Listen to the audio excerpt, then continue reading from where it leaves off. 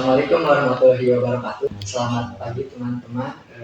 Perkenalkan, saya Muhammad Riza Rusdia Farija, mahasiswa dari Prodi Kesehatan Masyarakat Fakultas Ilmu Kesehatan Universitas Siliwangi. Nah, pada kesempatan kali ini saya berkesempatan untuk mewawancarai secara eksklusif lurah dari Kelurahan Sukamenak, yaitu Bapak Dhani Muhammad Mahdi SH. Mungkin untuk pertama-tama kita sapa terlebih dahulu narasumber kita yang yaitu Bapak Dhani. Selamat pagi Pak. Selamat pagi. Baik, mungkin sebelum lanjut untuk ke sesi yang selanjutnya, yaitu pembicaraan tentang kesehatan di Kelurahan Sukamenak ini, terlebih dahulu saya ingin tahu profil biodata dari Bapak sendiri, yaitu tentang pengalaman karir, latar pendidikan dari Bapak sendiri. Itu boleh juga ya. Baik, saya lulusan kuliah ya dari sarjana hukum di Universitas Galuh tahun 2000. Dan saya udah belajar bekerja di pemerintah kabupaten sebelum kota. Bekerja pertama di dinas kependudukan. Nah, setelah bekerja lama dan saya diangkat menjadi PNS di tahun 2007. Saya masih bekerja di dinas kependudukan sebagai staf administrasi keuangan sampai di tahun 2012 saya dipromosikan ke kelurahan menjadi kasih pemerintahan dan ketertiban di sini di Kelurahan Sukamenak. Dan di tahun 2021 mengisi kekosongan di sini, lurah kebetulan yang lama pensiun, dan alhamdulillah saya diangkat jadi lurah di sini. Itu mungkin sekilas dari tahun 2021 ya sampai sekarang saya menjadi lurah. Jadi untuk dari Sukamenaknya ini Bapak udah dari 2013 ya? Sebetulnya udah dari 2012 sudah di sini, cuman pertama ya itu menjadi kasih dulu di pemerintahan sama ketertiban. 2021 baru ya lurah sih. Mungkin itu tadi sekilas biodata dari lurah Sukamenak, yaitu Pak Dhani. Mungkin untuk selanjutnya yaitu ke topik utama, mungkin untuk Kelurahan Sukamenak ini termasuk wilayah kerja puskesmas mana Pak? Puskesmas Purbaratu. Purbaratu berarti kecamatan Purbaratu. Ya, masuknya ke wilayah kecamatan, cuma ada satu puskesmas di kecamatan. Untuk di Kelurahan Sukamenak ini secara umum permasalahan kesehatan apa sih Pak yang ada di lingkungan Sukamenak? Paling permasalahan kesehatan lingkungan ya yang tidak sesuai dengan standar kesehatan mungkin karena memang di sini sebelah sini agak padat juga perumahan penduduknya, terus ada sungai juga yang mengalir dari namanya Sungai Dalam Subak. Masih banyak orang-orang masyarakat di situ yang membuang sampah ke sungai, pada akhirnya kan menimbulkan kurang sehatnya lingkungan gitu.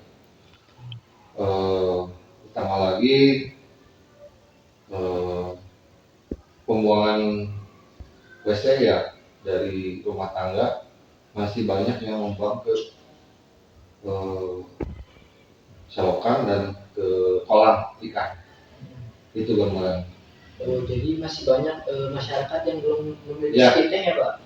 Betul, sekitar mungkin tidak terlalu banyak juga, mungkin sekitar 36% masih belum memiliki street tank. Itu betul. Nah, terlepas dari masalah tersebut, adakah intervensi yang dilakukan oleh pihak kelurahan terhadap masalah itu Pak?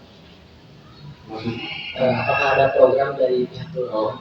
Ya, untuk permasalahan seperti itu, karena memang kami bekerja juga pertama mengimbau masyarakat, mungkin tidak hanya di acara-acara resmi yang ada diadakan di kelurahan, di waktu lain waktu juga ketika kita menghadiri pengajian, undangan di wilayah-wilayah, kami juga suka menyampaikan bahwa pentingnya masyarakat untuk menjaga kesehatan lingkungan, di antaranya tidak membuang sampah dan pembuangan air tidak ke balong dan ke sungai gitu.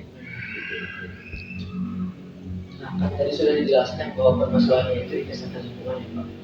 Apakah orang penderita diare dengan DBD itu di Sukamenak tinggi apa enggak ya Pak? Ya. Untuk kemarin tahun ini mungkin tahun 2024 kemarin terutama DBD memang sangat tinggi sekali. Kemarin kami juga sampai turun ke lapangan bersama dengan Puskesmas Baratu untuk mengingatkan masyarakat, mengedukasi masyarakat. Kasusnya hampir 50 orang lebih mungkin yang kena DBD, dari mulai RW 1 sampai RW 10 ada yang kena. Mungkin upaya kami ya itu dari Puskesmas sama kelurahan, kami bersama-sama turun ke lapangan untuk mengingatkan masyarakat.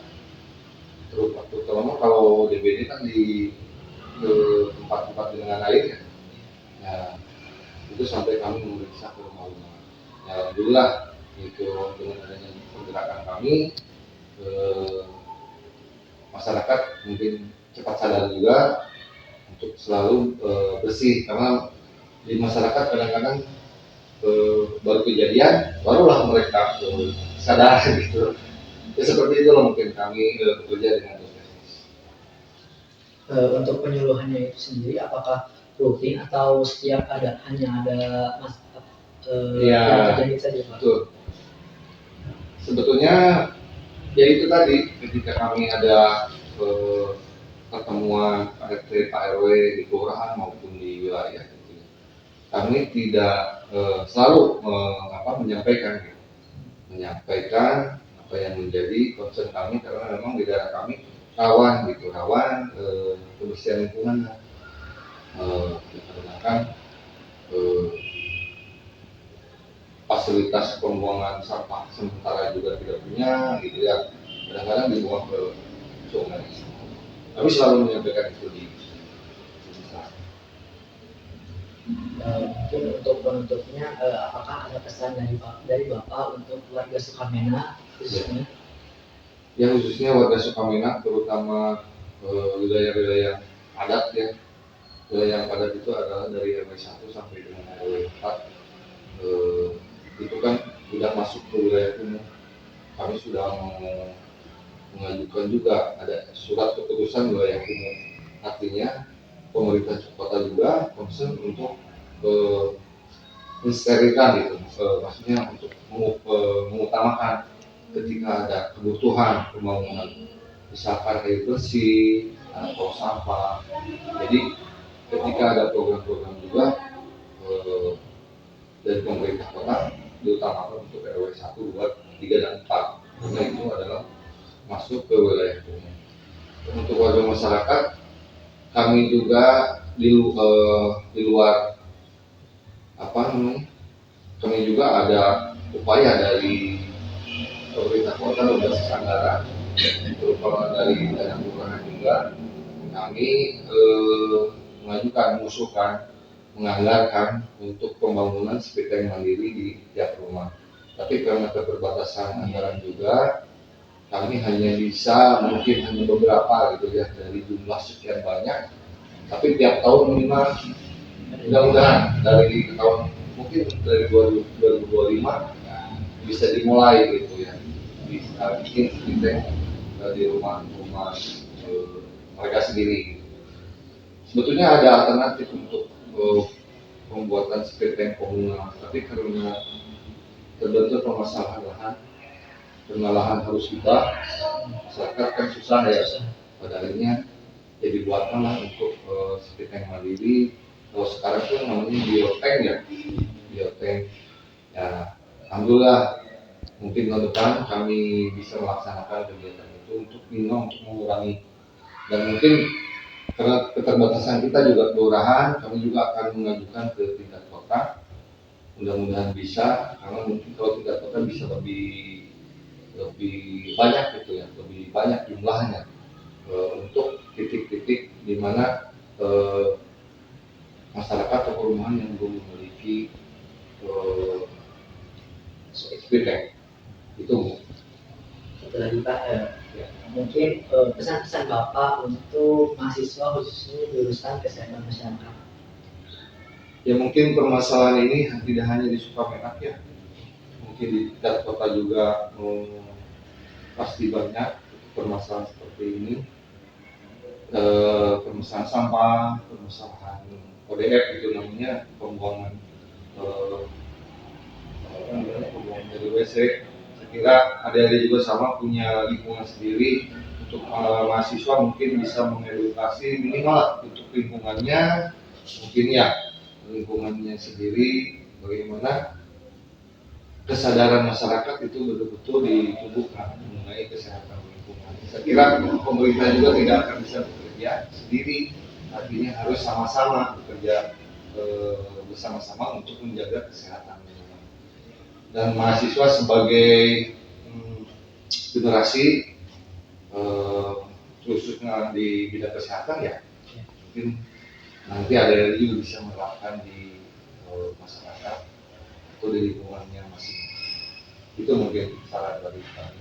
Baik Pak, terima kasih banyak atas kesempatan untuk kali ini.